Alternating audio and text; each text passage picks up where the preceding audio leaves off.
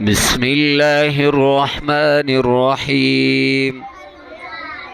ثم يتوب الله من بعد ذلك على من يشاء والله غفور رحيم.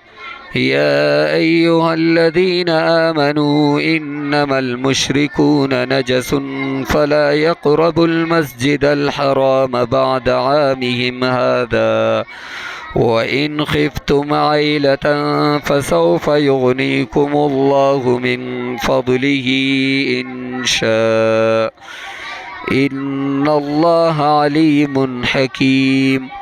قاتلوا الذين لا يؤمنون بالله ولا باليوم الآخر ولا يحرمون ما حرم الله ورسوله ولا يدينون دين الحق من الذين أوتوا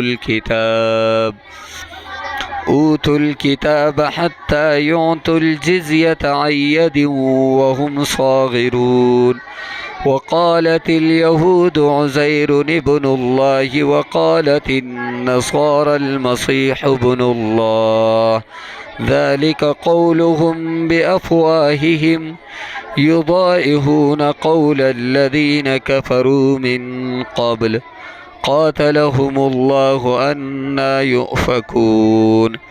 اتخذوا أحبارهم ورهبانهم أربابا من دون الله والمسيح ابن مريم وما أمروا إلا ليعبدوا إلها واحدا لا إله إلا هو سبحانه عما يشركون.